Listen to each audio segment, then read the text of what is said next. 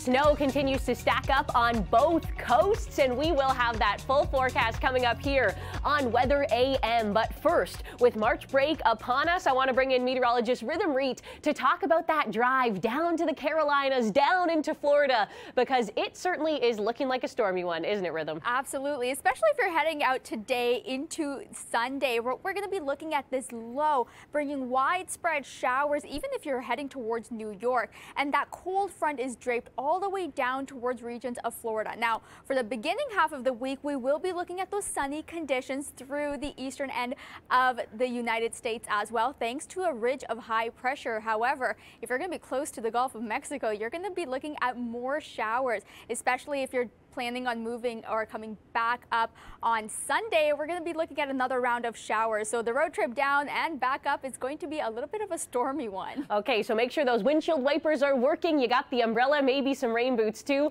We'll take a look at conditions right here across the U.S. If you are planning on traveling into tomorrow, you can see the warmth is with you in a few places, but we're not looking at any extreme heat, which of course could be quite comfortable for your travels. Now, Rhythm, lots of people staying within Canada for March break, and of course that is some excellent news, especially if you were heading into BC to hit some of the slopes. You know, over the past week, Seymour has seen 170 centimeters of snow. We are talking the revival of ski season here.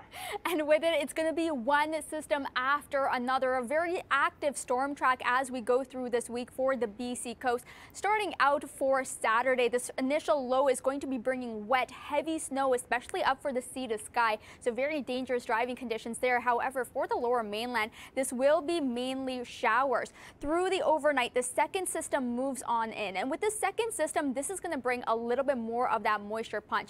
Still bringing showers for the lower mainland. However, if we take a look at the highway passes, we're going to be looking at another round of heavy wet snow right along the sea to sky as well as into the Kootenay region. All right, so that's exactly why some special weather statements are in place. And remember, if you are doing any skiing within BC and Alberta this week, because of the fluctuating temperatures and a lot of the fresh snow, avalanche danger is high. So do keep that in mind. Now, Rhythm, let's talk about how much snow is likely falling within BC, the interior and the coast. When we're taking a look at the highway passes, we will be looking at 15 to 25 centimeters for the higher ends of this system.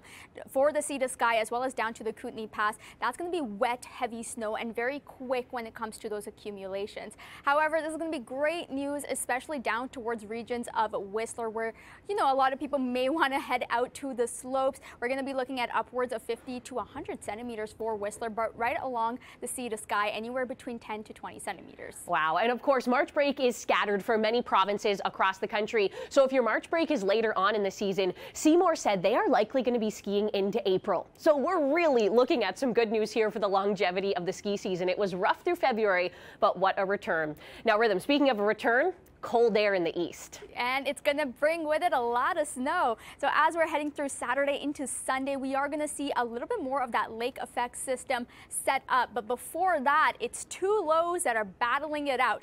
Through Sunday, we will, or rather Saturday, we will be looking at showers right across southern Ontario. And then the second system moving up the east coast, that's what's going to bring a rain-snow mix for the eastern townships as we head through the overnight. On the back end, that's your lake effect snow setting up as the cold air filters on through into southern Ontario. Now, the system is going to bring wet, heavy snow for the eastern townships. Snowfall rates as high as 2 centimeters an hour through Sunday morning, and this system is going to track right along the St. Lawrence. Just when you thought you could see the tulips coming up in your garden, snow is on the return. Rhythm, thanks for joining us.